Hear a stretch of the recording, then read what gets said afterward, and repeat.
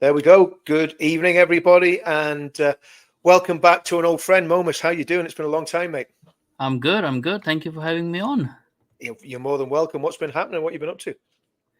Not much. Just working, doing my bits, trying to save the UK. Well, that's it. That's the discussion we're going to have tonight. How are we going to save the United Kingdom? And we've got loads of stuff going on. There's loads of stuff going on in the UK at the minute, and we're looking and we're going, this is looking pretty grim if you're looking in from the outside. But do you know what, Momus? I actually think we're in a pretty good place now. But we've got to keep everything together, keep everybody together, make sure that anyone that's trying to disrupt things either gets ignored or ostracized, and we've got to plow the furrow that we're going down and see where we end up. I mean, obviously, recently we had the great event on the 26th of October. Sadly, Tommy was literally locked up the day before, which was no coincidence whatsoever. It was also no coincidence, I think, that they buried what had happened in Southport until after the event as well. So it seems like the deep state is doing what the deep state does, taking people out of the frame and suppressing information, because the more that comes out about Southport, the more chilling it becomes in the way that I was going to say managed, but I think we should say mismanaged the situation in Southport and what happened. They completely covered up something that was absolutely horrendous. It was horrendous anyway, but the more it comes out, the more horrific and monstrous it seems to have been. But yeah, what are your thoughts on all that? I mean, obviously on the 26th, a while ago now, but on what's happened with Southport and events, since then. I think so. With Southport, it's just a trend. It's a pattern where the establishment doesn't think that much of the public. They think we're not mature enough, we don't know enough, and then we will just cause disruption. Different people, it's not just one sort of people will cause disruption. They think every single pocket of people will cause disruption, so they just treat us like children. And this is consistent with Tory party as well as Labour party. Not much of the Liberal Democrats and the other people, they actually don't treat people like that, even though they treat people very differently anyways. But they don't treat people in that sense, like thinking that they're stupid enough not to know. But Reform Party is also going in that route as well, of thinking, just I did so I've been doing like these episodes called Thoughts from Soviet Britain on my podcast, right? Yeah, it's true. It's true. Yeah, Commissar Starmer. I mean, okay, Stalin, as we call it. And I did a recent today actually. I put up an episode over there called "Shut Up and Put Up," right? And it's about Reform Party, because that's what I feel from Reform Party. That's what they're trying to say. If you don't agree with us, then you're out, sort of a thing. Like, just shut up and put up. Don't criticize us. Don't do anything. Just like, go ahead. And this is exactly what the pattern has been for a very long time. So I wasn't surprised that any information was withheld in the Southport case. It's just that the nature of it, that person is potentially been groomed by Islamists, that there's the hands of Islamists over there, that they are trying these things out, right? So they're trying these things out with people who are recent recruits, so that when they get caught, because they're not initiated for that much, they don't have that much clearance, they don't have that much of the organizational clearance and stuff, so they won't be able to give out that much information when they're caught, right? But they can test our responses, how the government responds to it, how our emergency services respond to it, how the public responds to it, right? So these are all tests, and people should be really aware this is very tactful way of working. This is not just some random person. It is some random person doing it, but it is by design as well that a random person is doing these things. Yeah, and I think, I mean, I was talking to a friend of mine last week, and he believes that the Muslim Brotherhood's behind a lot of the mass migration into the UK, and there's a lot of operatives getting sent sent into the UK. And also, there's a book, I'm sure you've actually read it, among the mosques by Yeah. Yeah. Ed Hussein, as he calls Yeah. himself. It's really Mohammed Hussein, but he calls Yeah. himself Ed just to make us all Yeah. feel comfortable. But obviously, he's claiming to be de-radicalized. I'm not going to dispute that. He seems perfectly reasonable. He's quite a peaceful sort of fella, Sufi Muslim. But his book, he's talking to one of the leaders of the Islamic community in Manchester, and this guy's saying, these guys that are coming in, they're crazy. And this is a Muslim guy. So this is the Muslim community leader in Manchester saying, these guys that are coming off the boats from Yemen, he actually names the countries from Yemen, from Somalia, from Sudan, from Iraq. He says they are radicalized. They've been fighting against and Syria. They've been fighting against the governments, and they come in here. And this is what they get. This Muslim guy says they're coming here. They're radicalizing the young people in the mosque. So there's a split between the elders in the mosque and the young ones in the mosque, and they're actually influencing the young people to behave in a radical way. Now, that is a far more plausible scenario than the United Nations is flooding us with migrants, and there's loads of crater, pallets of AK-47 sitting behind all the hotels. That's a form. The fact that the Muslim Brotherhood is quite possibly sending these people to the country and possibly even funding it with rich donors and flooding us with ex-fighters from these forever wars all the way around the Middle East. Now that's frightening, because that means that we could well be looking at an October the 7th style attack somewhere along the line. I gotta say this, right? Because people think that you have to be like really smart enough to attack us or to infiltrate us and do these things to the West, right? And that's why they think, oh, it can't be the Muslims Brotherhood, like, or these people are idiots. Mostly they don't have higher IQs and stuff like that. It must be the UN, or it must be the Jews, right? Or it must be someone else who was smart enough, known to be smart enough, doing it.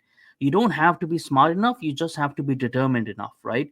And one thing about the Brotherhood and the Islamists is they are unified and they are determined in their hatred of the West, of the Jews, of the non-Muslims. They are very determined to do dawah or to do jihad, right? Either way, they want to spread their Islam.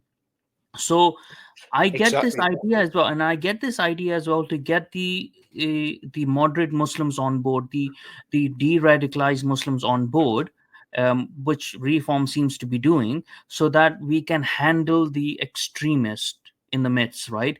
But I think so that's a fallacy. That's a wrong tactic. It's a Trojan horse, Mo. It's exactly. A Trojan. And I tell you why it's a Trojan horse, because the reality is, this is the fatal error that the security services and the British government are making. They go, okay, well, if they're not violent Islamists, they're not too bad. Yeah. If they're just doing dawah, they just want to convert a few people to Islam, that's okay, as long as they're not doing any violence. And it's almost like the mafia, isn't it? The mafia used to come to people's, not just the mafia, all sorts of crime gangs all over the world would come and knock your door and say, look, this guy walking about here, we know he's crazy. He's going to set your house on fire. But if you pay us like, $500 a month, nothing's going to happen. Your restaurant's going to be fine. Exactly. Obviously it's a lot more sophisticated, but that's pretty much what the Islamists are doing. The government going, listen, we don't want to cause any trouble. We don't want any violence. We don't want any aggro. All we want is for our religion to be respected, for our religion to have a place in society, for us to be able to preach our religion, without interference, for us to be able to practice our practices. If we want to have 4 wives, we want to have 4 wives. That's all we want to do. We're not here for any other reason. We just want to do this perfectly reasonably, and we really do feel that we're being discriminated against, and that there's a lot of Islamophobia. And do you know what? We'd actually really like you to pass some laws making it illegal to attack Muhammad, and of course the other prophets that we recognize, like Isa and Abraham and Moses. We want all those prophets to be recognized as well, and we'd like you to pass some laws to do that, just to make it nice and comfortable. And then we can make sure that these horrible jihadists go away, because they don't represent us. And that's exactly what they're doing. That's a huge tactic as well that is going on. But there's another. I feel there's another, right? So it's when we think like the because it doesn't help the actual moderate Muslims as well. when we think they are the answer to solving the Islamist problem, right? Because the moderate Muslims themselves are munafiqs in the eyes of Islamists, and they are worse than the kafirs, right? But the other point of that as well is how you control out the external factors or external people coming in and attacking your culture and stuff is you beef up your culture, you make your own like declarations that this is you, this is our lands, right? You become stronger in enforcing your own laws. Then they won't attack the strong man, right? There's a reason why like Russia has a problem as well of this, of Islamist within Russia, but because they have a strong man, they can't penetrate Russia, right? They respond to that. The Islamists will not attack America when Trump is there, right? Because that's a strong man, and he is more pro himself. So this is what's disappointing for me, in terms of Reform Party, right? So instead of beefing up their own people, they have alienated their own people by saying, by regarding us all as that lot. They have Yep, said like anyone who's like they are not even pro-Christian. We seeing like all of they talk about it every now and then, but there's no meaningful substance over there, right? And then they're thinking like, okay, we need the Muslims because of the votes, right? Are exactly. votes more important to you, or is saving the country more important to you? People might say like, okay, getting votes is going to save you the country. Not if the demographic is changed so much that you need the Muslim vote to win. No, the country is That's already lost by that time then. that's absolutely the problem. And I think Farage he think I don't think Farage understands Islam. To be honest with you, I don't think he gets it. I don't No, think he no, they understands, don't.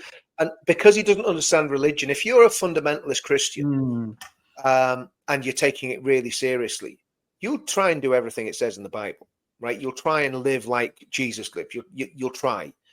mm, Everybody fails because it's impossible, but yeah, people will give it a good go, and yeah. they'll do the best. But the reality is, if you believe in Islam and you take it Mm, really serious, and you go, I really want to be like Muhammad. Well, yeah, we know where that leads, and we don't have to say it, yeah, because yeah. everybody that's been watching my videos for years knows exactly how Muhammad lived, Mhm. what he did, and how he behaved according to. Now, that doesn't mean it really happened, but it just means that according to the Islamic texts, he lived in a certain Yeah. way that has led to 1400 years of torment for people in the Middle Mm, East. That's the truth. I mean, yeah. that's But even if you take out the exaggerations and stuff, that might mm, be exaggeration, yeah, or you, even if you say all the hadiths are wrong, all the hadiths are unverified, yeah, even then, right? Even then, but they are historical records of the things he did to the people who have recorded what they did to them, right? So yeah, even by that, he was a horrible person, and his absolutely, example is horrible. And absolutely. if anyone wants to enact that, which they all should do, right? That's the whole thing as well. Every single Muslim should want to be like Muhammad, Mm, right? exactly, Otherwise, there's no point of being a Muslim. What is exactly. this cultural Muslim thing? Is bullshit nonsense. Exactly. I mean, you might as well, be a Christian, or be an atheist or whatever. Be But I a mean, Christian, like leave Islam and become yeah, something yeah. else. If Like you want, if you want to have a nice, if you want to be a nice, that's exactly it. And become a I think Hindu that's, for all I care. Like yeah, but I think almost the problem is that's what people don't understand. We're not attacking. We'd never attack Muslim people. We're always saying what no, is in the ideology, what is in the scriptures, yeah, what's in the traditions, because that's what the religion is. And if you're taking a religion seriously, hmm, you become like the founder of that yeah, religion. That's the whole point. So if you take Christianity very seriously, and like I've always said, I'm a dismal failure at this, so there's no point me even using me as an example. But I know people that do take it seriously, and they do become Christ-like, and they become very nice, gentle, yeah, kind, welcoming people. Right now, I don't see much of that in the Hadith, or in the Sunnah, or in the biography of Muhammad, or in the Quran. Um, I just see a lot of pain for people, and yeah, that's the problem. And they can pick out the little fluffy verses like, "Oh, to kill one man is to kill the whole of humanity," but they don't say the context that's only telling Jews to do that, and it's for a yeah, specific place at a specific time. So, hmm, anyone can cherry pick can cherry pick Yeah. scriptures. But putting all that aside, because obviously we we've done the critiquing Islam so much, Yeah. I've Oh, done it with by the way, it's like I gotta tell your viewers as well. If on my pin tweet right now, because I was celebrating my own Islamophobia Awareness Month in November, where every single day I was putting a very problematic edict in Islam and critiquing it. So the thread is still there. All 30 posts are still there. When day by day, I will be converting that into a book. I'm working on it now. So if you want to really celebrate Islamophobia Awareness Month, go on my Twitter and go on my pin tweet. Yes. I'm send me the link to that actually. Yeah. Because listen, we all need to be constantly reminded about what's Yeah. in those texts, what those texts say, and you've only got to go down to Speaker's Corner to hear people that absolutely believe them, absolutely support them, and will tell you why it's a good idea to marry a 9-year-old and have sex with them. Yeah. That's Exactly. the reality of the situation. Yeah. But by the way, it's not a good idea. It's a really, really bad, No. sick, twisted, perverse idea, just in case anybody tries to clip that. But yeah, so let's put that all to one side. We know what the problems are. We have got some solutions. It's really down to getting buy-in. So let's talk about the pledge. I mean, I've talked the pledge to death. We had the launch a couple of weeks ago, and we're going to have other launches. Well, obviously that wasn't the launch; it was a signing event. By the way, there's 775 people watching, which is pretty good for a Sunday night without any advertising. So thanks for logging on, guys, and do us a favor, like the channel, like the comments, like what's going on. Share the video on all the different socials. Let's try and get this up over 1,000 and see what we can do. So yeah, I mean, Momus, the pledge. Obviously, you were in the room when we were talking about it in July. It's been in the planning for a lot of years. What are your thoughts on where we're going with the pledge and how it's going so far? I think so. It's at a pretty concise and solid position right now. It doesn't the thing that I prefer about it is it doesn't demand you to be of one political leaning or another. It's across the spectrum, right? Because this is somewhere we have to get across at some point. Like, I get it, like the conservative side of things, right? And to a most extent, I am a traditionalist more than a conservative, but still I'm sympathetic to the conservative more than the liberals and stuff. But I just want like the whole country to get together, regardless of like just. I want us to be at a position where we understand, like we re-understand the realities, right?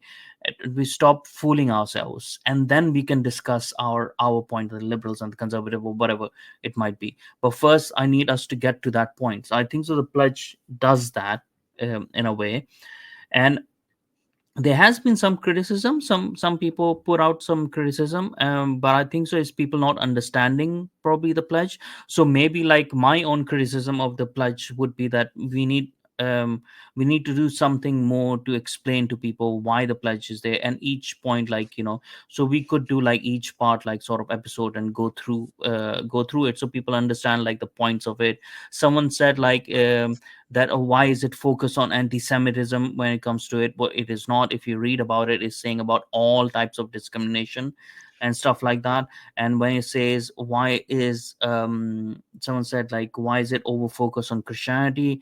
Well, the fundamental idea is that Western society, at the current Western society as we know it for the past 2000 years, has been built on the back of Christian values and traditions. But we're not forcing anyone to be Christian. I want to jump in on that because that's absolutely what you say there. Absolutely right, Momus. I think there's a couple of things. First of all, we are going to have explainer videos. We're going to do hopefully you'll jump in. We'll do some discussions where we can go, okay, what's this about? What does this mean? Because one of the people that was at you'll see it when the video comes out on Urban Scoop. One of the people that was at the event asked me, look, do I have to be a Christian to sign this? I'm not a Christian. I don't really like Christianity. I said, no. I said, look, when you're signing this, you're acknowledging that the heritage of the UK for the last 1,500 years is fundamentally Christian. And it's actually been a good thing. Not that the church has been a good thing for 1,500 years, or every vicar's been a good person for every, because the church is made up of human beings, and the different people in the church are human beings who are failed, flawed, and some of them have done some terrible, despicable things that they'll have to answer for. But so it's not pushing people to be Christians. What we're saying is we've got to acknowledge the Christian heritage of the UK and actually protect that heritage and reinforce and strengthen that heritage where we can. Now, if people become Christians, I believe it all, as you know. I mean, Mm. you know, I'm that's just the way I am. And but people that are atheists can sign the pledge. You know, Richard Dawkins could sign the pledge, because I think Yeah. you look at Richard Dawkins, he probably pretty much agree with everything in it. To be brutally honest Yeah. with you, I don't think he, you know. Yeah. And not that I'm a fan of Dawkins, but I'm just saying someone even as extreme in his atheism as Dawkins would be able Mm. to sign it, because it's not saying you have to be a Christian by any means. What Mm. we're saying is that getting back to some of those principles is not going to be a bad Yeah. thing, and it's going to be Yeah. helpful. And Yeah. getting back to what British culture is. And again, you Mm. know, we've got to be against racism, we've got to be against Mm. anti-Semitism, but we've also got to be against anti-white racism and the Mhm. identity Yeah. politics Yeah. that's absolutely tearing the country apart. Mhm. We've got to be against Islamism, because Islamism is extremely dangerous, as we've already covered. Mhm. We've got to be against Mhm. communism, Yeah. because communism, Yeah. well, look at what's Again, happening. yeah. That's what Yeah. happens when Again. Yeah. you vote for the Labour Party, you get a communist state, you know. Yeah. And I think in 5 years' time, if we're still allowed to vote, if they haven't managed to get Big Brother to take away our vote, which is highly possible, we're going to be in Or a if we're not situation. sitting in prison with Tommy. So. Well, let's come on to Maya. I mean, you know, Yeah. Maya. I was chatting to Maya earlier on, just on WhatsApp, and you know, he's obviously a bit concerned about what's going on. And I mean, you know, the reality is, I've seen a lot of Maya's content. I've never seen him say anything that's vaguely threatening or Even bullying. if it is, Yeah, right? I don't understand. Like, if the person is not directly threatening a person who is in UK, right, who is a British national, he's not threatening him as in I am right, going to go to your house and kill you, right? yeah, That sort of threatening. If they're not doing that, then it's whatever. It doesn't matter, right? People say so many things about Putin all the time, right? People say so many things about Zelensky. People say so many things about Trump all the time, right? Or wish he was dead, or like, if I had the chance, I would kill him, right? The people on the political left say that all the time. yep. Is anyone knocking on their door? You know, No, I don't think so. no. I mean, well, they scream. I mean, as you know, a lot of Jewish people come to our events because we're the only people that are probably really Hmm. standing against anti-Semitism in a Hmm. forceful way. A lot of Jewish people come to our events with the Israeli flags and you know, celebrate what we're doing, and they love what we're doing. And they're being called Nazis by the far left. You know, Yeah. that's not the Islamists. There might be a Yeah. few Islamists with them, but it's the far left. Yeah. It's stand up to racism, hope not hate. These sort of people. Yeah. Not the hope not hate that they're in Yeah. the crowds, but they're stirring a lot of stuff up in the background. Oh But yeah. you know, but so we're being screamed at by leftists that actually Hmm. hate Israel, are Yeah. anti-Zionist, which is the same thing as being anti-Semitic. Hmm. They want to see the state of Israel destroyed, and they're Hmm. calling us Nazis. Well, to me, the fingerprints of Nazism are pretty much in their DNA, not in my DNA. Oh You know, yeah. and Yeah. I've got to put up with that garbage. I've lost business over it because you know, leftist companies that know what I do have stopped Hmm. doing business with me because of this. You know, so the reality is that we have to get change, and we have to get fundamental change. So where I see the pledge going, Momus, I see it sitting above politics. It like you said, it's Hmm. not party political. Yeah. I'm in Yeah. UKIP. Just for Yeah. disclosure, I'm in UKIP. I'm on the NEC of UKIP. It's out there on public record. Hmm. I support UKIP, but I'm actually not pushing UKIP. I'm pushing the pledge, because the Yeah. pledge is what has to happen in the next 5 years. And we'll talk about Farage in reform in a minute, Hmm. and the massive alleged donation that he's getting from Elon. You know, but Who cares? the whole idea of the pledge is to sit above all that. So we could have Hmm. Suella Braverman, we could have Nigel Farage, we could have Ben Habib, we could have Nick Tinconi, we could have the Hmm. guy from the SDP. I can't remember his name. You know the guy from the SDP. What's William his name? Houston. William Cluson. Yeah, sorry, William. Hmm. So all of those guys, I believe, could sign the pledge quite happily. Hmm. I Yeah. don't believe there'd be anything in the pledge that Nigel couldn't sign, that William Cluson couldn't sign, that Yeah. Nick, Robert Jenrick, Suella Braverman, Hmm. maybe even Kemi could sign Yeah. it as well. I don't know. But, Yeah. you know, so you could have everyone from Kemi Badenoch right the way through to William Colston, Nigel, and everybody else signing that. And then that gives you an overarching ideology on which to plot the course of the country, not just Yeah. the government, but the whole country, culturally, Yeah. spiritually, legally. You know, it covers absolutely everything. And this is what I think, if we have, forget about, what Elon's going to do with reform, if he does or doesn't do it. If we have 1 million people signed up by the next election, that's a massive, massive voter base. And if you've got a lot of those people in swings, marginal seats, that's a massive impact that you can have. And at the minute, we've got 46,000 signed up, and we haven't works done as a pressure group.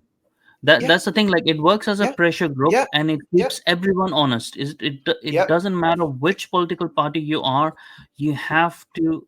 And it's broad enough. The things about in the pledge are broad enough, and it will naturally exclude communists.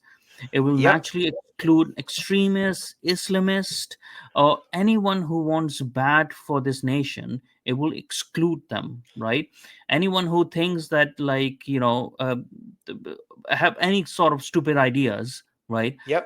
And it doesn't want our future to be British, basically. It will exclude them.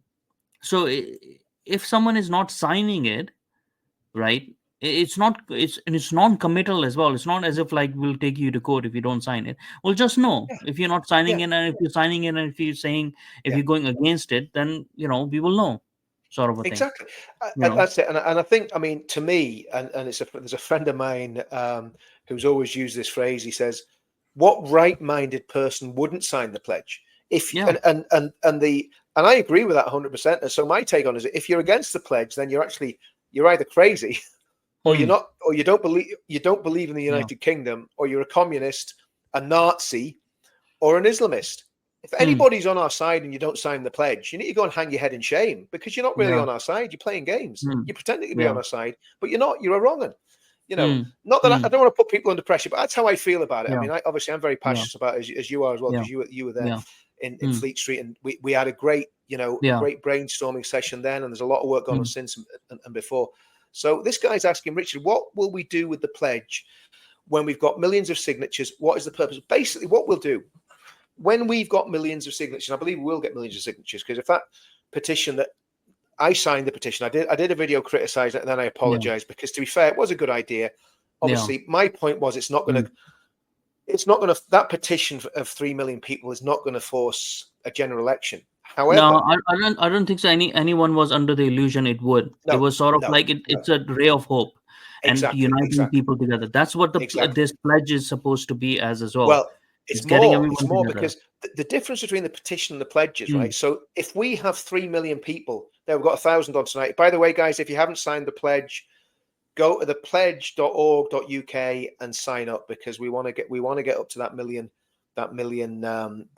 signatures by the end of next year. Okay, so if we get the millions of signatures, which I'm absolutely convinced we will, basically we then go to the Tory party, Reform. We go to UKIP, we go to whatever Ben's doing. Whether, I mean, Ben might be back in Reform, might be with UKIP, might set his own thing up, whatever Ben's doing. But Ben, I think we've also got to realize how important Ben is, but we'll come back to that. But if we get those millions of people signing the pledge, we can then go to those politicians and say, look, we've got 10,000 people in your area who've signed this pledge. Your area is a marginal seat. What you do with the pledge and the commitments you make to the pledge, we will let the people in that marginal seat know. That's all we'll do. I'm not going to tell people how to vote, because that's not our gift. But we will go to all the people who've signed up in that area. We'll target that specific area, and we'll send them an email saying, your local MP and the Conservative Party, if it is the Conservative Party, have agreed to the principles in the pledge. I don't think they ever would in a million years, by the way, the Conservative Party. But say it's Reform, and Reform have a road to Damascus experience, and they suddenly decide they've seen the light, and they realize that what we're doing with the pledge is the right thing to do. We would go to Reform. We say, guys, what's your candidate believe in that? What's your candidate there? What does he believe? We'll go and ask him what he believes. Ask Nigel what he believes. Ask the leadership what they believe. And if they back what's in the pledge, which is what will save the UK, let's get it right. That's what it's for. Then we'll tell the people in that area where that MP is, this guy is backing the pledge. This guy's party is backing the pledge. That's all we have to say. We don't have to tell them how to vote. Right? Now, if we're in a situation where we've got candidates from, say, UKIP, SDP, the Ben Habib Party, Reform, and they're all agreeing that they support the pledge, and they're all in that area. Now that would be a nice problem to have. Yeah. But then I think what you've got to do is you've got to then talk to the candidates in those areas. Say, guys, this is about winning an election. It's not about ego. It's not about which party's best. It's about winning an election on these principles. You all support these principles. You need to do a deal and put up one candidate and have a unity candidate. This is a very important thing you said as well, right? Winning the election on these principles, right? I don't want to just win the elections, which Reform is looking to do, right? Just win the elections. No, I want to win the elections on a specific principle, so that we make sure when we win the election that we actually save the UK for the British people, right? And we safeguard it for the long term, not till I am an MP, not till Farage is an MP, like, sort of a thing, whoever is the MP, right? Till, for the futures and futures generation. This is what people have to understand. People really have to think about this. Are you trying to save the UK for yourself, or are you trying to save the UK for your children's and your children's children? Because that's the target that I have in my head. Me too. Down the generations. Me too, brother. Me too. I mean, that's exactly right. And that's what's key in this, because the pledge is the only mechanism that can do that. If everyone just votes for, let's say everyone just votes for Reform, and Reform haven't signed up to the pledge, right? Well, you can't hold them to account. If they've signed up to the pledge, you can hold their specific policies to account, and you can put those politicians' feet to the fire and say, you signed this. We had 10,000 people voted for candidate A, candidate B, candidate C. That got them across the line, right? Yeah. Which, I mean, let's get it right. I mean, a few hundred votes in these areas can actually get people across the line, depending on where the pledge is in terms of spread throughout the UK. Would be, we've got all the postcodes, so we can work that out very easily. But that'll be an interesting exercise, because when we know they are where they are in relation to the marginal seats, that can have a massive impact on what happens. Even if we didn't even get 1 million, if we had a few 100,000 people signed up, and we knew that they were scattered in areas that were very, very marginal seats. But that's the thing, like, you use it as a pressure group, right? And not just to do that, but you could also build policies, and you can promote those policies, right? And you can say, look, listen, this 1 million people, 2 million people, 3 million people, how many ever million people have signed the pledge, they are in agreement with this policy. Are you, as an MP who has signed the pledges, or are you going to discuss this policy? Are you going to push this policy? Are you going to get someone to write a draft, write a white paper, push it in the parliament, push it in your party? So these sort of things, like, we can use it as a pressure group, right? And this is the purpose sort of the pledge in the end, is that it becomes that. Exactly. It becomes a vehicle where we can have, the public can have their say for these politicians. Yeah, and the other thing is with it, what we can do with it as well is basically build a community around it, and that's what I think that's what we're doing when we do. Because I mean, I saw someone making comments about the pledge earlier, and they just misunderstood what the pledge is, because the pledge is very much born out of the ideas of unity that we've been working on these ideas for years, by the way. This isn't something we just dreamt up 6 months ago. We've been working on these ideas for a long time. We've been working on the how to structure the pledge, how to make it effective, how to get make it simple, make it really simple. So what we can do, we can help build community in the same way that we've done it with the Unite the Kingdom rallies. There's loads of people have formed great friendships and this, that, and the other as a result of the Unite the Kingdom rallies, and it's been absolutely fantastic. Loads of new people have come into the movement, and some of them are absolutely great. So, and some of them aren't. I mean, you get that everywhere. But the reality is, and the other thing about the pledge, it stops extremism, because it is the most moderate document I think I've ever seen. From our side of the the movement, and it stops extremism. So if you're a Jew hating, goose stepping racist, you can't really sign the pledge. You just can't. Not if you got any integrity. Well, you could sign it, but yeah, you can't pick it. You can't pick a mix. Say, well, I like most of it. yeah, But see the bit about anti-Semitism, mm, race. I'm not too fussed on that, but I'll sign it anyway. No. If you don't yeah, believe all of it, you don't sign it. yeah, It's just integrity.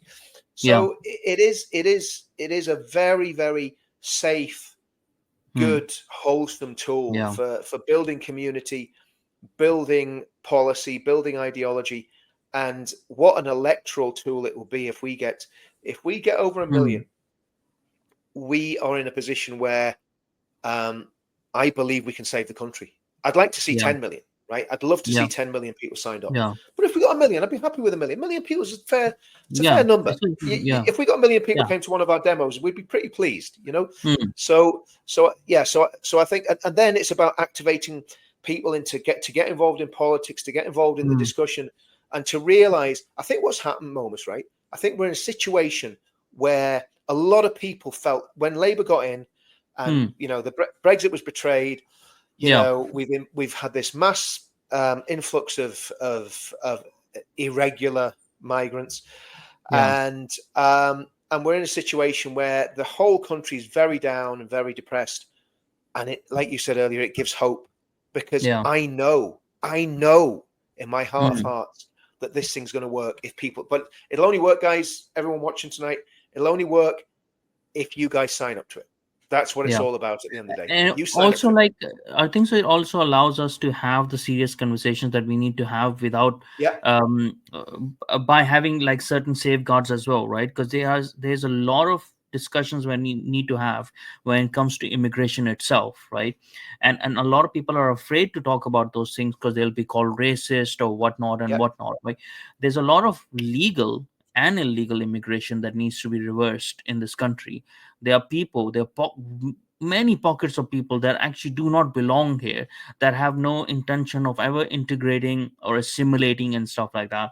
Now, that doesn't need to be done with extremist viewpoints. That doesn't need to be done with the hate of another. That doesn't need to be done by hating that person for who they are, right? As an ethnicity. It doesn't need to be done by that. It just need to be done from the viewpoint that it's not in the best interest of the country to have you over here because you don't show any signs that you are ever going to assimilate, and your culture is very diametrically opposed to us. So we need to exactly. come up with a way, which Ben Habib says as well, which I really like Ben Habib for, where he says like, we have to send certain people back, and it doesn't matter what is the practicality or not. We keep trying till the practicality shows itself or eases up. We keep trying to do that, right? As a state, we need to do that. We need to offload so many people, like recently as well, like after Brexit, when they said, oh, EU people cannot come in, they did a deal with India, and so many of the Indian people have flooded in. Now, I don't have a problem with Indian people. Why would I? Ethnically, I am sort of Indian Pakistani, anyways. Like, it is India, anyways. There's no Pakistan, but ethnically, I am Indian, right? So I don't have a problem with that. What I have a problem is like when you mass migrating, even legally, a lot of people, putting them in our health services. You change the whole culture of the health service. Recently, I went to doctor for my wife. I had to go to hospital and stuff, right? Most of their staff is foreign.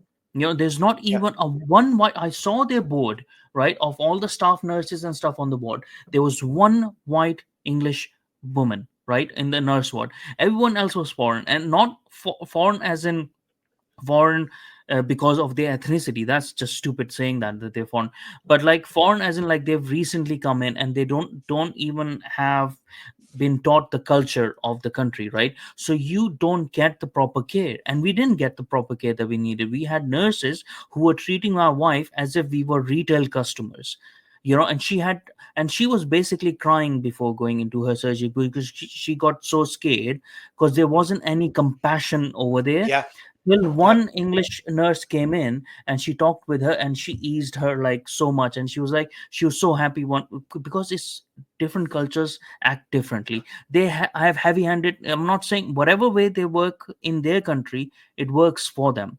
So yeah. I need to like we need to talk about this as well when we get legal migration into the country, right? this is an issue as well. We have to see, like, we can't just wholesale bring people in and plug them in the service where there's gaps. We have Yeah, to think about culture and stuff. And thing like the pledge sort of signals anyways that we are not doing it with the intent of being a bad person or racist or an extremist and stuff. We're doing it with the intent to maintain the British culture, right? And yeah, that cannot be maintained if the majority of the country is not native. totally. And I think this Tony Holland's, he's making a very good point there. When we're talking, we're never talking about Muslims as individual people. What we're talking about is the ideology of Islam, Yeah. and it's really important that people understand that. Mm. I mean, I've, you know, it's you know, every bigot says this. I've got Muslim friends and all the rest of it. You know, Yeah. I mean, like, you know, that's what people say to justify saying something Mm. horrible about the group. But the reality is, you know, I've had Muslim friends all my life. And in fact, one of the guys I served in the military with, one of my best mates was a Muslim from Somalia. I mean, you know, but I think what we're talking about is the extreme. It's not even extremism. It's basically people. The literalist. It's a literalist. Yeah. A literalist Yeah. Muslim is a conservative Yeah. literalist Muslim can be problematic because of what they believe, right? But I mean, I got into a situation. Someone stuck a thumb in me. I'll not go into the details, Mm. but it was basically. Anyway, cut a long story short, I was in London. I went to got up the next day. My eye was closed over, really gammy. Obviously, can't get to hospital, you know.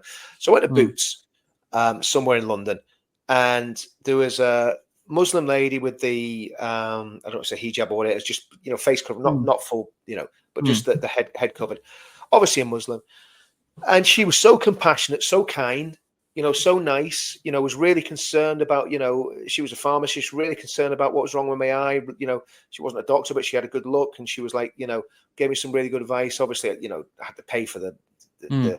Yeah. the medicine, but I mean, it wasn't Yeah. much. But she was, you know, she didn't have to do that. She could just go, oh, there's a Mm. bottle of stuff. There you go. Go and do whatever. Yeah.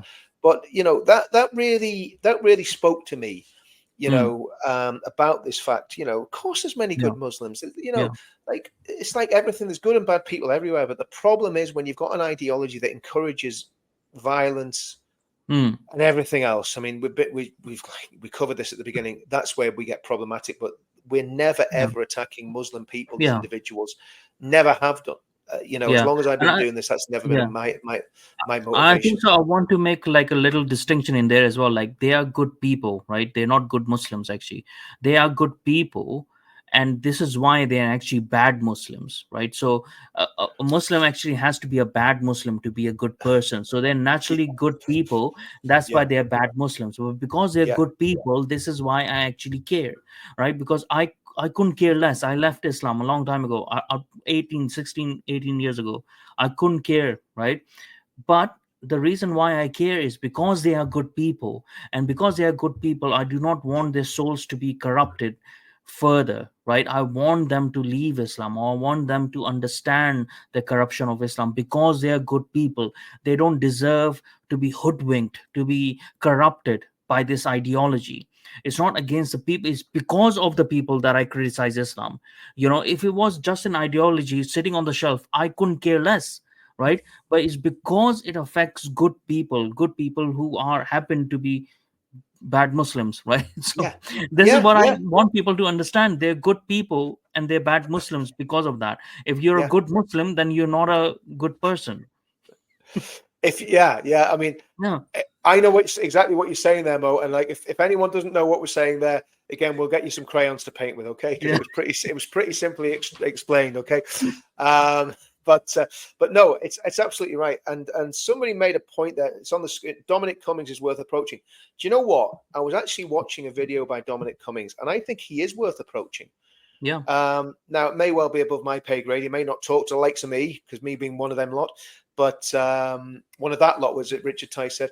That lot, yeah. So yeah, I think he is worth approaching. And if anyone can put me in touch with Dominic Cummings, I would certainly approach him and tell him what we're doing and how the great unwashed need the help of someone with the intellect of Dominic Cummings, because I think he's a great guy. Actually, I think he I got think really. a lot of people like that are there who are worth approaching and stuff. It's because, Yeah, like, when we keep on building this pledge, keep on building this platform, these people will naturally come to us, you know, themselves, right? And exactly. it's not just Dominic Cummings. There's many Dominic Cummings coming kind of Of people. It's course just not. because he's Of out course not. there. There's a lot of people within local government and civil service who are actually patriots who want to do the right thing, Yeah. but they Oh, can't. They're totally. not enabled to do it. Yeah. What we need, I mean, I think the thing is, and that's why I think again, I know I'm like a broken record going on about the pledge, but I think the pledge is a safety valve, because when a government comes into power, the civil service or the hierarchy of the civil service has a way of doing things that stifles anything that's radical, because they're so set in their ways, and unfortunately, their ways are now socialist and have been for 25 years. Hmm. So because obviously this is what Blair did. Blair set up all these quangos, these Yeah. institutions to stifle anything on the right, and they've been very Hmm. successful at it. This slow Yeah. cut of 1,000, the death of 1,000 cuts has been very, very successful. Hmm. So I think, yeah. I mean, look, I think we've got skin in the game. I think that there's two things. We've got to do this is the first thing. We've got to Yeah. use these next 5 years to set things in place that will save the country. And Hmm. if we don't do it in 5 years, and this is why a lot of people, I know a lot of people really don't like what I say about reform. I'm not actually against reform, and I'm not Yeah. actually against Nigel Farage. I just don't believe he's got what it takes to do what needs to be done. Yeah. And that's people might not like that, but I don't really Yeah. care, because I've got to be honest. There's no point Yeah. in me coming on here and lying, saying, "Oh yeah, reform's the answer." No, reform isn't the answer yet. Hmm. Neither's UKIP, Yet. and I'm a Yet. member of UKIP. I'm on the Right. NEC of UKIP, so Yeah. and I'm saying it's not, because it's not the answer at the minute. It's a lot of Yeah. work needs to be done with UKIP, but an Yeah. answer may come out of all of these things under the pledge, and that's kind of Hmm. where I stand. So I'm not against Yeah. reform. I've got loads of mates in reform. Talk to them all the time. I'm in UKIP. I've got stacks of time for Ben. I've got stacks of time for the SDP as well, believe it or not. I Yeah. mean, Rod Little, Yeah. you look at Rod Little, great guy, really clever. Mhm. I mean, I know he's not Yeah. a leader in Hmm. the But SDP, it's a but good voice in there. Yeah. he's a good voice in there, Important right? voice. So Yeah. there's a lot of good people, a lot of good Hmm. dissident people, and we do need to come together and try and Yeah. get this thing. And that's so Yeah. that's the pledge. That's saving It's the everyone UK. who My loves two, the country, right? It's everyone who yeah, loves the country, regardless yeah, of your political leanings. That's the first hurdle. Once you have that, then we have some sort of common ground. And then we can yeah, discuss what political side we are on. Like, I used to be a member of SDP. I'm not a member of yeah, SDP anymore. Like, it doesn't matter. I like them a lot, right? But it doesn't matter in that sense, anyways.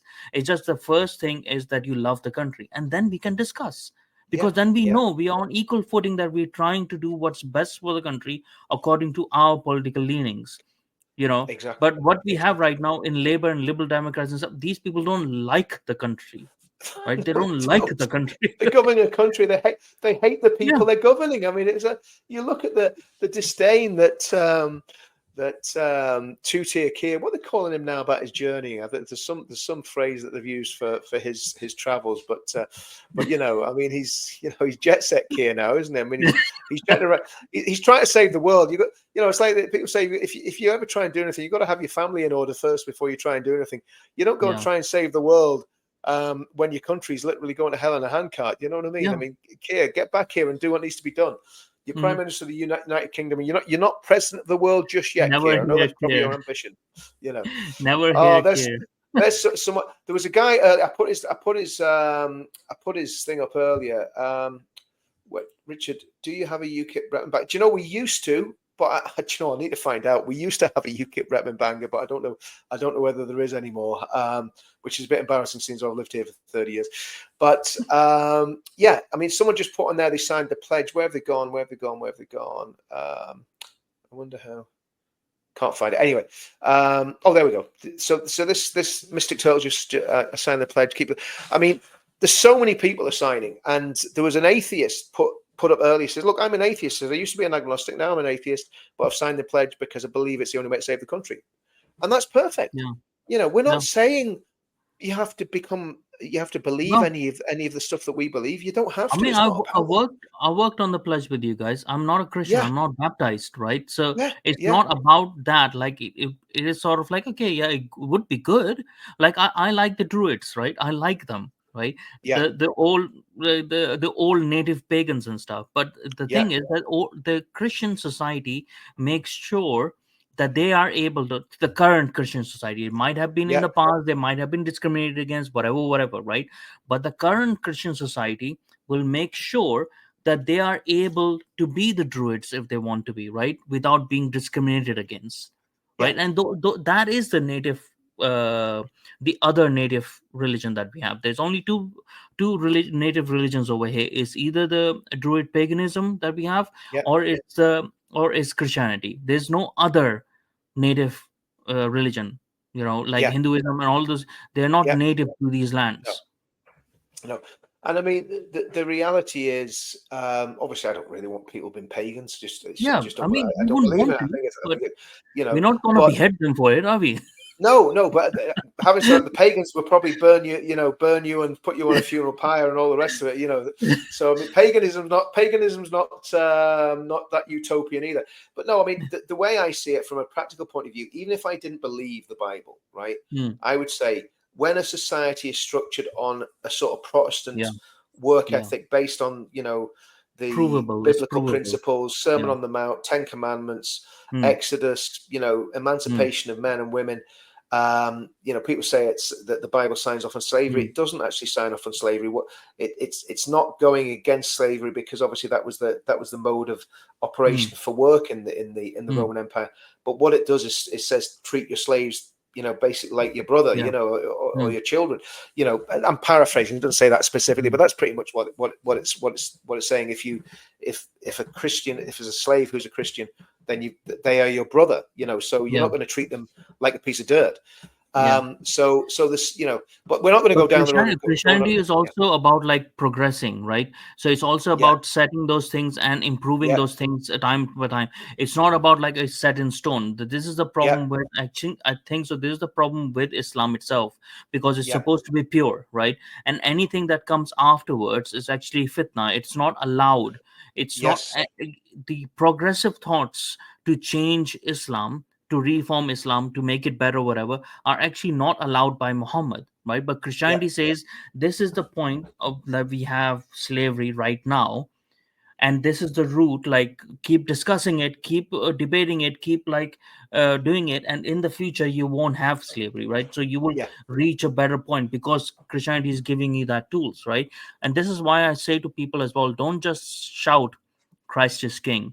Go and understand the wisdom of Christianity, of Christ.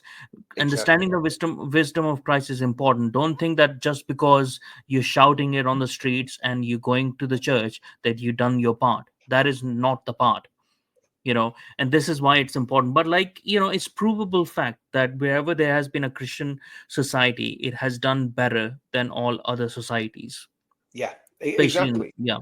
Exactly. It's just a question here about the pledge I'm going to put on the screen. You want a piece to sign so you can hold them to account. Good luck with that. What's on the pledge is already there, but government ignores everything the public want. Why would they take notice of the pledge? It's purely down to voting and pressure. It's as simple Yeah. as that, and building a community that will, if and I'm not saying we're going to build some sort of weird cult around the pledge, but when I say building a community, I mean people. We can put people in touch with each other if they want to be in touch with each other, because obviously, we can do that. So Yeah. the reality is, because what we do is we'd have a meeting, and then we'd email people in that area and say we're having a meeting on such and such day. If you want to come, and then people can come and get together and meet and decide on what they want to do to take those Yeah, they can principles write to the forward. MPs, they can Yeah, protest, they can and whatever, like they need pressure. yeah. So I get what you're saying, Chrissy, and I totally understand it. And I know we've all felt like that. But there's two things on it. First of all, like, we don't lose anything, or if you sign it, you don't lose anything. We're not Hmm. charging people to sign the pledge. It's not like joining a political party where you got to pay a amount of money.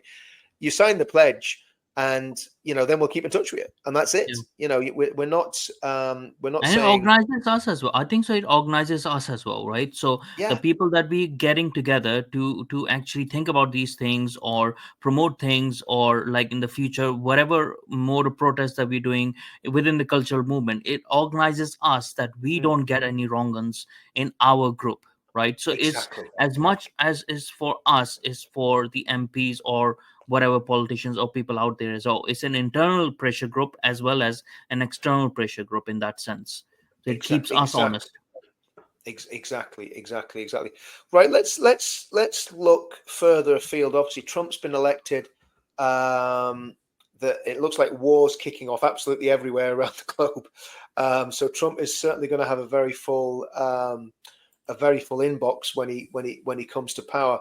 What are your thoughts about Ukraine, Syria? What's happening geopolitically, Momus? I mean, where are you on all that? What do you think about and how it affects us, and how this little tiny United Kingdom can make a difference to what's happening in the world? Well, I think so. Like, we put our foot in things that we shouldn't have with Boris Johnson, right? It Yeah, shouldn't have been us doing anything when it came to Ukraine and stuff. Um, it has gone on for too long now. Obviously, people need to understand that, Putin has ulterior motives. No matter if you agree with Ukraine or not, they're both like corrupt countries, anyways. Putin, by the end of the day, is no friend of the West, right? yeah, It doesn't matter if you're if you don't like Zelensky, or you don't like what Ukraine is doing, or there's a lot of corruption. Obviously, there's going to be corruption. That's the second most corrupt country in Europe, just behind Russia, right? So obviously that's going to happen. But the fact is that enemy of the enemy is not really your friend in this case. Like, he doesn't like us. But I think so there's an end point coming to Ukraine situation. It should have been last year. They should have negotiated at that time, because Ukraine was at a stronger position. Now it is not at a stronger position. And what's happening is there's a regime change in America, right? And before that regime change takes effect, certain people and certain investment companies, investment firms, and management companies, whatever, are trying to cause as much disruption in the short space as possible, so that when that regime change happens, they have a problem on their hands, that they can't just bring peace straight away, that the negotiation is almost impossible. So they're trying to speed it up. They're giving more and more to Ukraine, so they use directly on Russia, right? So Putin gets even more pissed off, right? So I think so they are trying to do that. Trump is going to solve those problems, but it's just going to take him a lot longer, I think so. And the Syria thing, I think, is sort of part of that same plan, because Russia has their hands in so many things. So does US. So does we. Right? Every country that wants to play on the global scale have their hands in whatever way, and according to them, they're doing the good thing, right? So it's not just Russia. America does that as well. So I think so that's the mode of conduct over there as well. They want to create a problem in Syria, and I don't think so we are understanding what's happening in Syria. Like, you changing one villain with an even worse villain, giving well, Turkey this much I hand mean, is problem. this is the thing, Momus. I mean, it is literally history repeating itself. And um, in the Syrian civil war in what was it, 2012, 2000, kind of tapered off Yeah, 2017, yeah. 2018, or when Trump came to power. Trump kind of finished it, along with actually ironically working hand in hand with the Russians to a certain extent. And Mm, everyone was going at ISIS. And I think what people have forgotten is that these jihadists that are backed, certainly seems by Erdogan, Turkey, because yeah. obviously Yeah. Erdogan is an Islamist, and he wants to be the caliph. I Mm, mean, that's yeah. his ambition. He wants to control massive parts of the Mm, Islamic world. He's kind of doing with Sunni Islam what the mullahs are doing with Shia Islam in Iran. And those groups that Erdogan is backing are mm, hardcore jihadists. I mean, yeah. they're just complete and utter nightmares. Mm, And the reality is, when ISIS happened, that's when we got the blowback in yeah. 2017. That was a direct result of those Mhm. ungoverned spaces. And of course, now we've got two ungoverned spaces, because we've got, well, more than two, but I mean, the two most dangerous ones are Afghanistan. And Yeah. obviously, this Moment, Afghanistan, joined at the hip with Pakistan. When I Mhm. say joined at the hip, obviously the two governments are Not the certainly Pakistani ran. government, but like No, the no, but Pakistani the underground. Yeah. people, if you Yeah. think about the people in the northern frontiers of Pakistan, Mm, and the people, in the southern areas of mm, Afghanistan, they are the same people. yeah. They Yeah. are kith and kin, and Mm, and obviously a lot of them are in the UK, yeah. which is problematic. Yeah. So But a lot of the the Syrians, we have like all the problematic people over here, right? All the yeah, people who are in war from all over the world, from yeah, yeah, Africa, who have been in civil wars and yeah, been deranged by their civil yeah, wars and stuff, been chopping kids' hands and whatnot, from yeah, people in Syria, Iraq, and all the people with PTSD and really anger towards the West itself, all the people from Afghanistan, Pakistan. We have them all collectively over here, and we're thinking that we're going to make them Western. yeah. Good luck. Exactly. I mean, it's crazy, and this is these are problems that we need to sort out peacefully now. Because if Hmm. we don't sort them out peacefully now, the country will descend into chaos, and at about 10 years' time, it'll be Yeah. absolutely. It doesn't bear. If we don't Yeah. get this sorted now, it's going to be absolutely diabolical. And Because what? like they're playing the Sunnis right now in the Sunni world. There's a play going on, right? Because Saudi Arabia was supposed to take the lead of the Sunni world, but what they found is the new crown prince who's going to become the king is not that much keen on becoming a caliph. He wants to modernize the country and Islam and stuff like that, and he's working with Israel. He is working with Israel, and Jordan is working with Israel. Yeah, So a lot of people have been, especially in Pakistan and stuff, have been against the crown prince, have been against the Saudi Arabia. There has been attempts on his life with that, right? So in comes Erdogan, right? So he's like, okay, I'll be what the Sunni leader is not being, what the crown prince of Saudi Arabia is not being. I'll be that lead, right? So I'll revive the Sunni place, and we will have the Ottoman Empire again. So people are exactly. very much keen on that. So there's a huge link, which I don't know if people understand, between Turkey and Pakistan, right? Turkey and Pakistan have a very huge link together.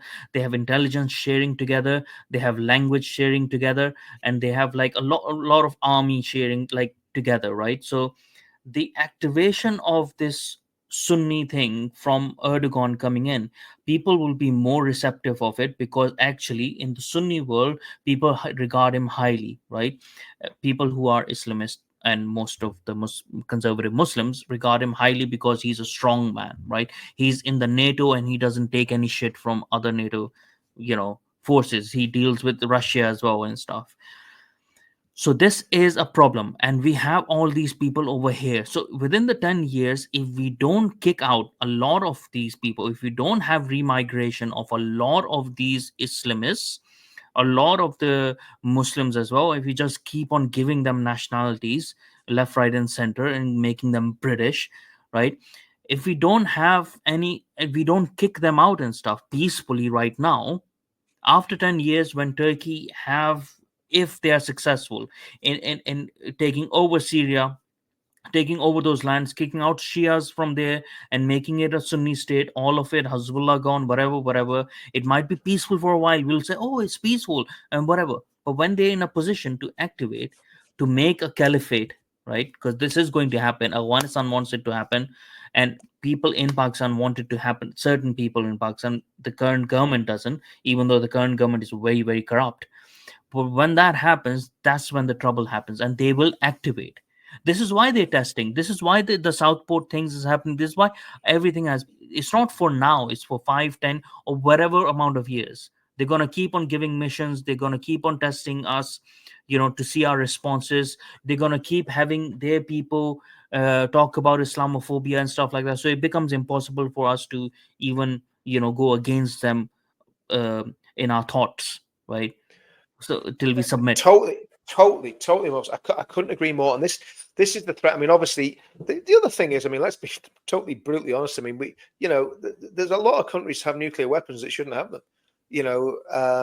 North Korea, Russia. If it, you're saying about Russia, Russia will be a Muslim majority country by 2050, right? Yeah, That's a yeah. fact because the low birth weight Chechnya among and Christians. like those places, they will. Chechnya, Yeah. and I don't know if he's still alive, but Putin's second in command in the military was Mm, the ex-leader of Chechnya, and he yeah, is an Islamist, but he's just yeah. an Islamist that likes Putin, and Hmm. he's a jihadist. Yeah, So there's massive problems in Russia. So these problems are massively deep, and when you look at it, you're going, there's a lot here that could go very, very badly wrong very, very, mm, very, very quickly.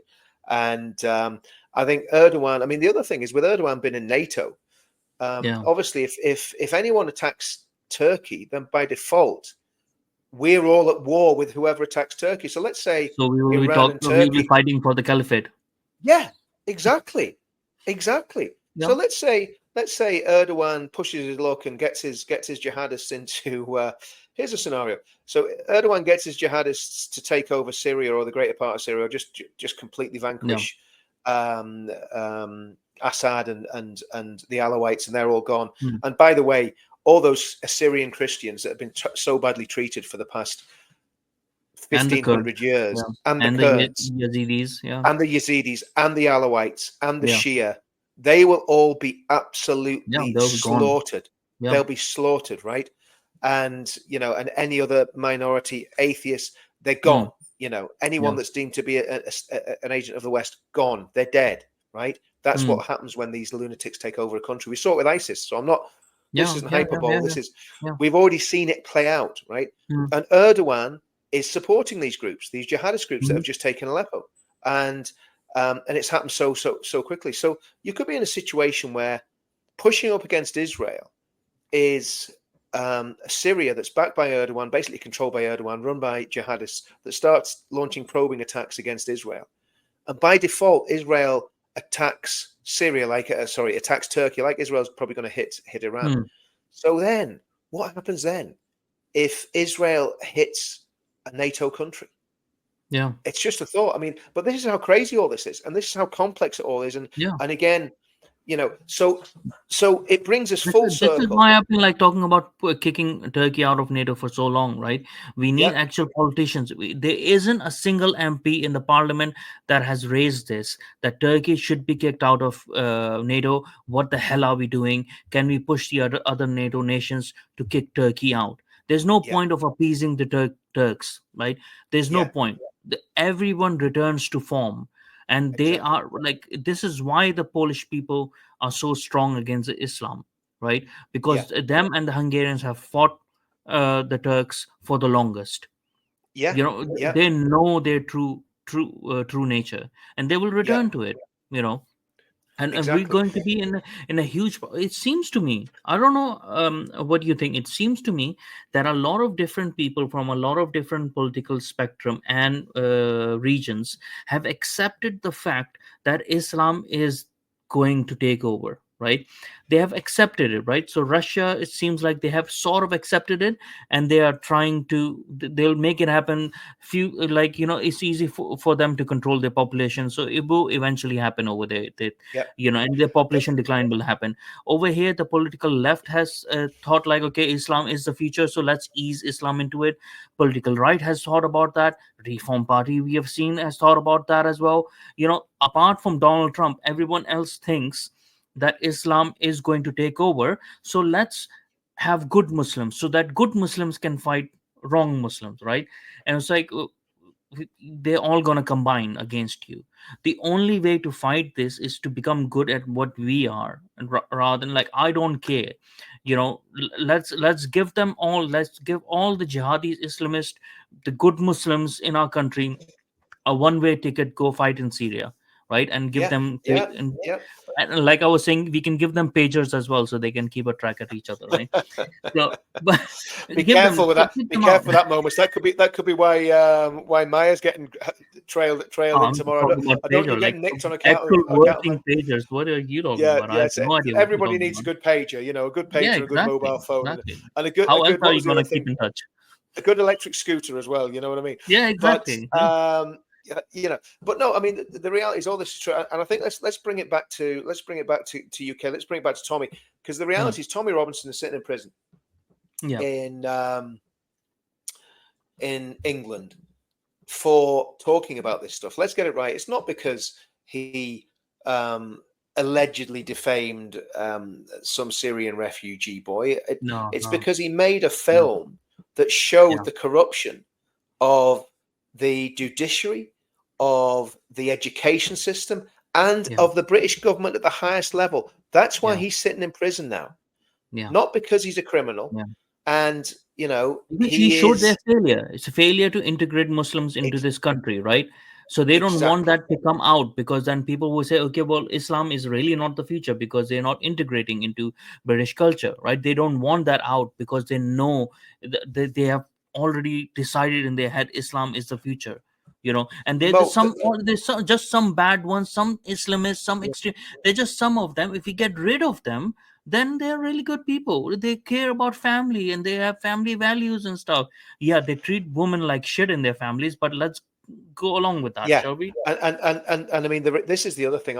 We let's talk quickly about. I think we've talked about this before. Hmm. But the best way to defeat Islam is to make it pass a law that every single Muslim wife has to learn English and learn about British culture, because I believe when those women, those strong, powerful women, because they must be strong and powerful to put up Hmm. with the shit they put up with, excuse my language, from that religion, and that religion trickles down, and we all know that that physical abuse of women and other abuse is signed off on Yeah. in the hadith, Yeah. Yeah. Domestic abuse. Yeah. the sunnah, right? So we know that that's where all this is coming from, and those poor women put up with that, Hmm. and they live in a country that's meant to be free, and you hardly ever see them out. Yeah. Not on their Yeah. own. They never go out on their own, and when they do go out, they're covered from head to toe. And Yeah. and I know I've got That friends needs to be that, banned anyways. That yeah, that that hat yeah, covering, that all that yeah, ninja gear needs exactly. to be banned. But those women are a lot of the young girls. They would be such a powerful force to fight against radicalism, because if Hmm. they got emancipated and realized that there is a different world and a different life, and that actually Yeah. Western civilization is far superior Hmm. to what the illiterate, well, we'll not even say it, but the so-called prophet of Hmm. that religion, basically those women would be emancipated. And those women, if the woman's not happy in the house, the husband Hmm. ain't happy. And Yeah. the reality is, if the woman knows that if her husband hits her a dig, she can phone the police and get him taken away and put in prison Hmm. for 4 or 5 years, that's what should be happening. Because look, I know there's domestic violence among white people, and I know obviously that happens, and Hmm. there's terrible things happen. Men treat women terribly, but I would say most men that I know would never lift their hand to a woman, Yeah. and Yeah. they take all sorts of grief and abuse off women, but they never Yeah. lift a hand, and I think that would be a very, very healthy way. Someone's asking about the next rally. The next rally is going to be focused on Tommy's treatment. Um, Tommy's been getting an absolute amazing response while he's in prison on email. The amount of people are saying, we were at the last rally, we want another one. Hmm. So we're going to put a rally on, because Tommy said there's loads of people asking for a rally. Obviously, Tommy Hmm. can't order a rally from inside prison, because that's, because he's in prison. But we're going to put a rally on. It's going to be on the Saturday, the 1st of February. It's going to be in London. We don't know exactly where yet, but it's going to be somewhere in London. And let's just make our plans and get ready for the next one, and book your trains We and should have book your hotels. all the people come in like sort of prison gear. Yeah, we could do that. Everyone who's We could do that. attending come in like Yeah, dressed as we if like we're all we prisoners. we Because we could. yeah, because he's a symbol of that, right? Like, because Yeah, just for showing something up, you put him into prison, right? yeah, And your intention is actually try to kill him, try to get him yeah. killed while he's in prison, doing everything you can. If all the people that support him did not actually put pressure, he would have been dead by now. People need to understand Absolutely, this. He would have been dead by absolutely. now in the prison if we didn't put enough pressure on everyone. When he Despite was it in at the start. when he was in Belmarsh, he wasn't been treated well at all. When he first got to Belmarsh, there was a female prison governor, and Tommy wasn't been treated well. And we started an email campaign, and within 24 hours, 10,000 emails had hit that woman's inbox. And that's pressure, and that works. It's not violent, it's not illegal, but it's pressure. Mm. And it had the desired effect, and that they were going to put a regime together for him in Belmarsh, and then he got moved to Woodhill. Mm. And again, he seems to have a regime, but it's not right yet, because he's still Mm. been treated as a classic category B prisoner. Yeah. When he's a category D prisoner, he He's should a be in an open civilian. Yeah. prison. In fact, he should be at home with a tag on for Christmas. Yeah. Yeah. Like anyone else that had done what he done, they'd be Yeah. they wouldn't have even gone to prison. right? Yeah. He's the only journalist who gone to prison for contempt since the 1940s. Just think about that. Okay. And Yeah. he is a journalist. He's a very good journalist. And I think history will be very, very kind to Tommy Robinson if we Even if make it, if even we if have people, history, if there's anything going beyond what we're even doing if at the minute. even if people think like he's a shit journalist, right? Even if people Yeah. think he's a shit person, even if people think like he's a dickhead, right? Yeah. Even if people think that, right? Yeah. We should be afraid that the government can actually do this to someone who's that well known, right? That they can Yeah. put them in, while we're not treating pedophiles as they should be treated, while we're not putting other celebrities and stuff who've done nefarious acts within the BBC and around BBC, they're not being treated in the same way. It's not about you know as they say, his real name is Stephen Yaxley Lennon. It's not Yeah. about Yeah. him, right? Yeah. It's I not mean, about come him. on. He's a symbol Yeah. of what the Yeah. government can do to us if we do Yeah. not resist them. Yeah. Exactly. And Mm. it's not just the government, it's I saw this many years ago in Northern Ireland, back in the 90s. What they would do in Northern Ireland, and they still do it to a certain extent now, what they do in Northern Ireland, if somebody did something that the elites didn't like, the establishment, what they would do, they would leak a story to the newspaper. So there'd be a breaking story. This guy's done this. He's against this political position or whatever. Then they demonize the person. Then the next thing you know, the police would get involved. They did it with a pastor. Yeah. It wasn't that long ago. It was about 15 years ago. They did it with a pastor. He was a Pentecostal pastor, and he stood on in his own church, and he says Islam is heathen, Islam is demonic, Islam is a religion spawned in hell. That's word for word what he said. Yeah. And then he said, I've said worse, but yeah. no. Then he said, "Yeah, I know, so have I."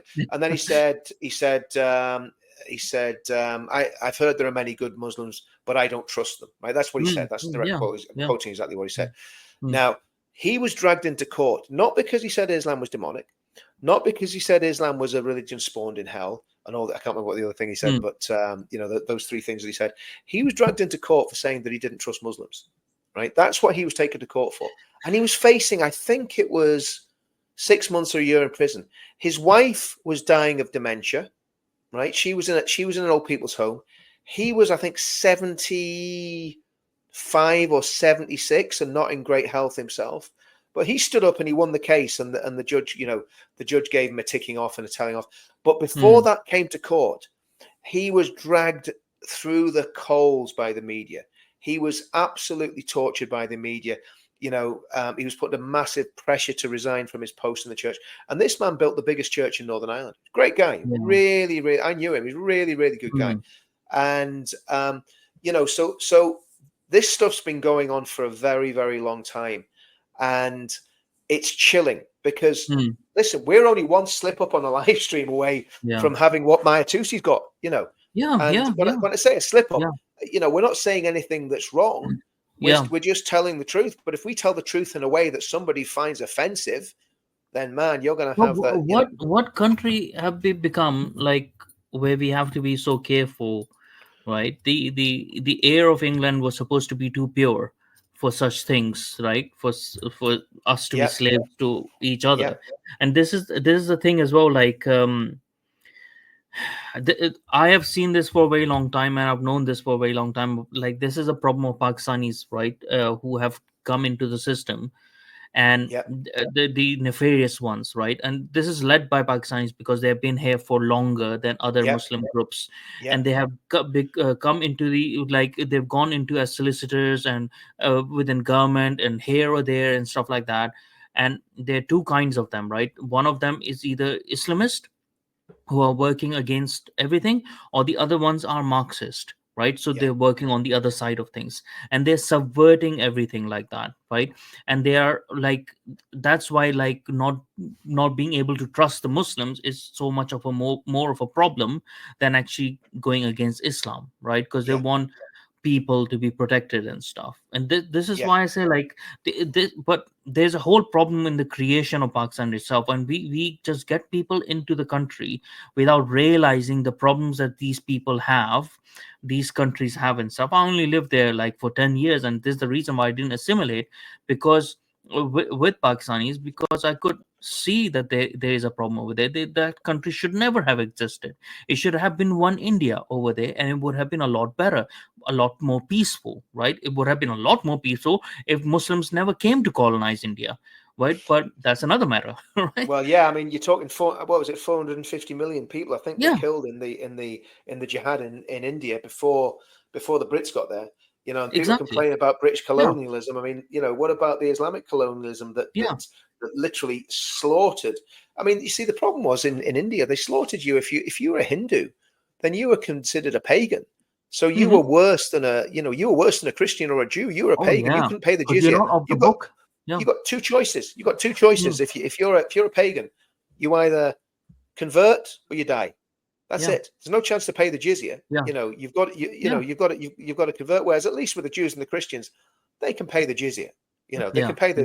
they Yeah, can pay the mafia for yeah, practicing their religion. You know, yeah, so but again, nobody talks about it. Nobody talks about this in the yeah. mainstream media, and goodness knows, you know, I But do we these get streams. the thing is, like, we get these people in without understanding their culture and stuff. We don't know Yeah, that there is nefarious actors coming over here. Why yeah, would why would a good decent person, right, who is intelligent and stuff like that, would want to come over here in this country and live 10 people to a house, right, do delivery jobs and stuff like that as a Muslim, unless they had some other nefarious intentions as well, right? yeah. That's what I Unless think. they were like that dirt poor that there's no other option for them. Okay, I understand that, right?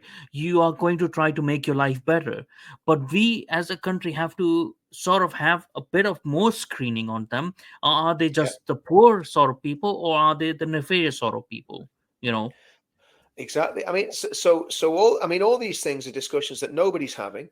You know, Hmm. Farage isn't having these discussions. No, You he know, I can't. mean, He can't. and you know, do you know what? I mean, a lot of people, because I do criticize Farage, a lot of people think that I actually like Farage, right? Because Hmm. I think he's very charismatic. I think he's a very good communicator, but I just think he's wrong on so many issues and on the way he's treated the British working class. Because let's get it right, Tommy represents the British working class. You go Hmm. anywhere with Tommy, and it's like being Yeah. with a rock star, Oh you yeah, know. I've And seen it. Yeah. and if you're big and wearing a black jacket, they just think you're a security all the time. Do you know what Yeah. I mean?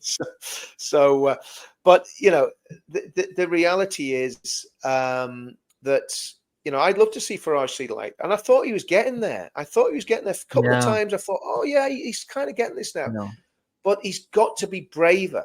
He's got to be Yeah. like Trump. I mean, look, what does Trump say? Trump says, "I'm going to deport 10 million people Yeah. or whatever it is." You know, Yeah. interesting about Trump. I found out a couple of weeks ago, Trump's granny, right? Was it granny or great granny? Granny or great granny Hmm. was involved in a Christian spiritual revival in the Isle of Lewis in the late 1940s. She was called Mary McLeod, I believe, and yeah, and apparently that was Trump's granny. So he's got some good heritage, good stock, Yeah. But good like, Presbyterian stock. yeah, if we want to, like, what I see, like, the main difference within the Reform Party, or which was between Farage and Ben Habib, right? So what I saw the difference was, for Farage, is that he wants to save Britain, right? For Yeah, Ben Habib was, he wanted Britain to be saved, right? These are two very different things, because yeah, for one, if he's not the one who saves Britain, he's gonna tank the whole project, right? Because it's either him who absolutely. saves it or nobody else saves it. For Ben Yeah, Habib, it was pretty clear that he didn't care who saves it, as long as there's a good system in yeah, place that yeah, saves the Britain, right? And that's yeah, why I got attracted to Ben Habib, and what he was saying was like, well, he's not talking from his personal self. He's not yeah, like, he doesn't have that sort of an ego to him. yeah.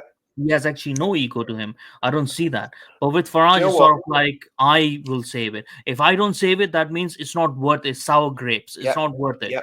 You know? I honestly think I honestly think that Ben is a very unique individual. I think Yeah. I think he's a good man. I think he's listen. He's independently very wealthy. He's done very well for himself. He's he's a far better businessman than I'll ever be, and he's intelligent. He's articulate. He's well educated, but he's not elitist. He's quite happy.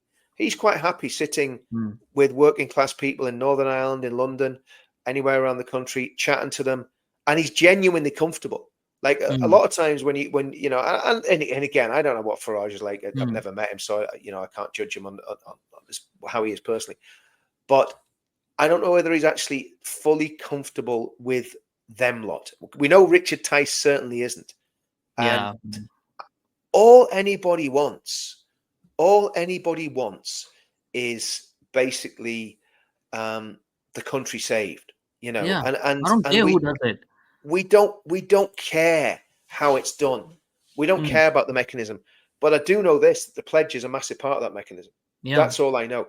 And whether that, I've said this before, whether that the way of saving the country is reform, UKIP, bit of the Tory party, Ben Habib, whoever, it doesn't matter. As long as they get together, as long as they get under those principles, sit under those principles. Yeah. And again, if someone's not signing up to those principles, I've got to say why. If you're on our side and you're saying you don't have anything to do with the pledge, you don't want to do stuff for the pledge, you don't want to help out with the pledge, you wouldn't help out with any demos for the pledge, then you're a wrong one. There's something wrong with you. Yeah. But you're not on our side. You might think you are, but you're really not, and I think that's the that's the key. And I want to say about the Reform Party as well, because a lot of people say you're going against Farage, which means you're dividing the vote and stuff, and you're disuniting the right or something. He's doing all he can to disunite the right himself, right? He's the one who's distancing people. Did you see Richard Tice having this Twitter spat with people yesterday, past 2 days? He's been so disrespectful to a lot of people. Connor Tomlinson, I love that guy a lot, from Lotus Eaters and stuff. He made a cogent argument against a criticism of Reform Party and what he would like them to do and stuff like that, and he just told him he's talking utter rubbish and stuff on Twitter. Yeah. Why he hasn't insulted you? Why are you being so petulant? The reason why you're being so petulant is because I don't think so. You believe in free speech. I think so. You and Farage have fooled a lot of people into thinking you are free speech advocates, right? And you have fooled the Americans, influence them to thinking you are free speech advocates, but you're anything but, right? If someone doesn't agree with you, then that's it. Yeah. That's it. You're out. Exactly. And that's exactly the problem I've got with Reform and with Tice. And I mean, Connor Tomlinson's a great guy. He's a really nice lad. And I mean, and he's only a young lad. I mean, and I hope he did hold his ground and push back. Yeah. And we've got Nick Tenconi, and I've stacks of time for Nick. I mean, he's passionate, he's intelligent, he's I mean, so we've got some really good people. So it's not just down to, listen, if Farage gets 100 million quid from Elon, well, let's just see. I mean, but what is the point? Okay, he might win the elections. I don't care. Let him win the elections. Yeah. I'm not voting for Reform Party. I'm voting for the country to be saved, to be fixed. Yeah. Right. If he's just going to win the party and become Tory 2.0, then what problem has been fixed? No problem will be fixed. So that just means that we need to keep on pushing, right? So that's why it would have been better if we would have just voted for Tories, and Tories would have got in, and Reform Party would not have done anything. Because at least then we would have a Labour Party. We would have exactly. They gave hope, I mean, and they're not reneging on that hope. Do you know what annoys me? I went against my principles. I genuinely did, because we were all having discussions before the election, and I was like, guys, listen, all that voting for Reform is going to do is split the vote and ensure a Labour. And it did. I mean, it did. Yeah. And I was like, do you know what? I really don't want to tell people to vote for Reform. And in the end, I got that much, do you know what? I buckled on it, and I'm really annoyed with myself, because I should have stood my ground. I went, okay, okay, Tommy's back Reform, everyone else is back in Reform. I'll just for the easy life, it's not, and I shouldn't have done it. even though it wouldn't Yeah. have made a difference to the election, but in my own Yeah. conscience, I kind of went against my own conscience. And I'm pretty annoyed But with they myself were about that. also showing good signs, Reform, at before the election to They get were, our they vote, were, they were. and then Oh straight yes, I away mean there they was all turn sorts into of Tories. yeah. Yeah, There's all sorts they of turn into back channels. yeah, and they turn, like, Francis turned so bad that Robert Jendrik is better than him now, right? Yeah, Like, I know, that's why I was and backing Robert I'm Jendrik to be sorry, leader of the, I'm sorry, Jenrick. I know what Jenrick wanted to do with us when we were doing protests outside the hotels, Hmm. and believe you me, he tried to set the dogs on us because my local Oh yeah, MP. like I do Yeah, not disagree with yeah, that. Like his intent, yeah, but what I'm saying, like what he is representing, what he yeah, can represent is more than Farage. It's like, yeah. why are Exactly, you not taking the advantage of that? Like, why exactly. are you not speaking for the people? Why are you just dismissing us and just Yeah, disregarding us? Why are, if we have criticisms of Reform Party, why are you not addressing it as if you would be addressing your friends to agree with you, right? To exactly, like show, exactly. like, unite. You want to Yeah. unite, right? Then unite us. You won't People say unite to us me, by people say to disregarding us. me, why won't you support reform? Because they won't even let me join the party because I Yeah, was in For Britain. For yeah. Britain was not a fascist party. For Britain had exactly the same policies as UKIP does now, and Mm, actually the same policies that Reform should have, but they haven't got the bottle to have. Right. yeah. So I joined For Britain. Anne Marie was great, great. Very smart, very clever woman. She's Mm, still there, but she's just not in politics anymore. But mm, she was great, and she, because I was a member of For Britain, it's on their block list that you can't join Reform mm. if you remember For Britain. I just want to say that Karen C is asking about the pledge. That's a really good question. What we'll do, I've just made a note here. We'll get a PDF version of the pledge created. We'll put it on the site so that you can download it from the site, and then you better print it, because obviously otherwise you'd have to copy and paste it, and it's going to be more difficult to format. So I will do a PDF version of the pledge, because that's a great idea. You could print it off and sign it and put it on your wall. Because a lot of Yeah, people, yeah. yeah. So that's And super share it cool. with people who, like, who might not want to, like, some people would have difficulty reading as well on the screen Yeah. and stuff. You know. I mean, do you know what? There's so much we can do with this, and like I say, considering Mm, how much, how I mean, we've done this with literally no money. Nobody's yeah. given us a penny Yeah. towards doing the pledge. It's all been self-funded, Mm, and I think it's really gone very, very well, so far. So let's just keep pushing it, and keep hammering home, and see mm. see where we end up.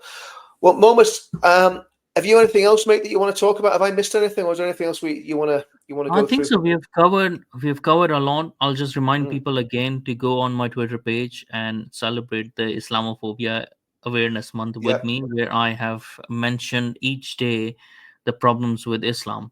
I yeah, will be and fundamental problems with Islam. So I wanted to make sure that they are problems of Islam first and culture yeah, later, and not culture first and Islam later. So I haven't included things like female genital mutilation. I haven't included things like honor killing, because they are culture first and Islam later. Those problems in specific areas, but I will be converting that into a book. So I need people's support for that and stuff, because I mm, probably will be great fired idea. from my job when I start doing that. So Welcome to my world. I've been there, yeah, done that, no. won the t-shirt. 50 grand, 50, Exactly. 60 grand a year job gone. Yeah, Oh man, exactly. don't tell me So about it. yeah, Been but I there. think that we have covered That's what happens. That's a what lot of happens when you get things. in the movement, Mo. You just, Yeah, I know, I know, I know. it eats you I'm I'm alive, and I'm then still when I'm you set still up a business, battling they them. start coming after your business. Eh? Yeah, Well, keep yeah, battling. I mean, keep battling, because yeah. you've probably got a good kit. And we've got Shohab in Wales has been through exactly the same thing. Shohab, he's still No, a no. Muslim. He's a Muslim guy. Oh, He's really? a great kid. Yeah. Yeah. He's a young lad. It's funny enough, Pakistani Oh, origin, I yeah. I think. think so. Yeah, no, He no. was I in think I was supposed to in talk Saudi. with him. Yeah, Yeah, and yeah. he came over, and he's been fired from his job. He supports Tommy. He knows that everything's wrong, Mm, and he wants to put it right. And he's been put through the ringer. yeah, So we need to support guys yeah, like Shohab, yeah, and support Momus as well, because look, at the end of the day, it will come on top of you, Momus. I mean, it's just a matter of mm, when. I mean, they will come after you. yeah, yeah. In terms of They already coming up. have. Like, I've Yeah, gone through 8 months of investigations at work. It's just because Free Speech Union helped me. That's why I came through. but Yeah. it's gonna happen. I know it's gonna happen, but at the same time, I can't just keep my mouth shut, right? So No. I only have No. I only have two options, because I like my work, right, and I like Yeah. working as well. I like having Yeah. a job, because Yeah. it keeps me honest. It makes sure that I don't turn into some sort of like grifter, right? So Yeah. that I'm not just sensationalizing things to earn money and stuff. I earn my money through my work, and it keeps me Yeah. honest that way, right? So it will come down to the fact that I might have to go somewhere else to work, go out of the Well, country to actually yeah. work, right? So it's The, just, it's sad. I the, don't want that to happen, but the reality, the reality is, I used to say all that about grifting, and I used to be like, but you know what? I've come to the conclusion. If you look at Tommy, right? People always mm, used to say Tommy's a grifter, all this sort of nonsense, right? mm, Tommy can't get a job. yeah, Tommy couldn't even get a job on a building yeah, site because one, he wouldn't be yeah, safe. So mm, Tommy has to make his money out of the movement, and the mm, deeper you get into the movement, the more that becomes the case. So yeah, I think again, like I ask for donations mm, on my well, I don't ask. I put donation links on my channel. yeah, It was you that introduced me to Buy Me a Coffee, mm, and yeah, people have very kindly given, supported me and mm, given me money, and it's actually been very helpful because I've mm, only done it because I needed to, not because I yeah, want to get, I yeah. literally backs against the You're wall, and not that's getting it. rich off it anyways, like, No, I mean, well, it's just, look, like I say, I had a 50, 60 grand a year job, depending on how much I sold. yeah, It was between 50 and 60 grand a year for 20 mm, years. And I lost that in 2020 as a result of the movement. And look, I didn't go and sue the guy I work for. mm, I got where he was coming from. It is what it is. yeah, It's not a big deal. But that's a difficult thing, a difficult chunk of money to yeah, replace. yeah, So yeah, so these people that call us grifters because we're saying, okay, if you want to give us some money, we'd be really grateful and thank yeah, you very much. Um, I very much doubt they've put the effort into the movement that we have, yeah, and if they yeah, have, yeah, they've managed to do it and managed to keep yeah, hold of their jobs, which yeah. means that they're not putting the head above the parapet. So, And a lot of these people are anonymous as well, right? And you got to yeah, ask them, oh, yeah. why are you anonymous then, right? Well, There's a it's reason why even we're not worse. Do you know what? anonymous. Mom, it's worse. It's worse when the people that dig you out are people that know you. That's when it gets Mm, really hurtful because you're yeah, going, hold on, you know me, you know why I'm asking for this, you know, yeah. just Exactly. And just most of us like are providing a product and stuff as well. Like I have a yeah, Substack, and people yeah, can go on my Substack. That's the worldofmomus.com. yeah, You can go on my Substack. Everything is for yeah, free over there, and yeah, payment is optional, right? If you yeah, want to support me, you pay yeah, for it. But I'm providing you a product. I'm not just yeah, asking like money and stuff like that. With yours as well, you're providing a product and stuff. YouTube will not let you monetize your stuff, so you got to replace that as well somehow, right? yeah, There's a lot of efforts that go into these things and stuff, and if you want people to keep on fighting, everyone can't do it, I agree, yeah, but if you want certain people to speak up about these things, fight about these things, keep on going in the cultural movement, then you have to contribute towards something, to buy yeah. their product or whatever, so that Oh, they can keep totally. on doing it. It's Here's the simple. thing, right? We've done a video for it's an hour and a half there, right? I think we Hmm. spoke fairly knowledgeably about what's happening in the world and try to give people hope. And so at the end of the day, that is a product. That's content. Yeah, yeah, And people are being encouraged, and we're not doing it for money. But at the end of the day, if people no, want to support us, so yeah, I don't, I don't get into that grifting stuff. And if yeah. people want to, call us grifters because we monetize, Hmm. things, and we have little links where people can donate money. I'm not saying donate money to me. If you don't want to Yeah, donate money, yeah, don't.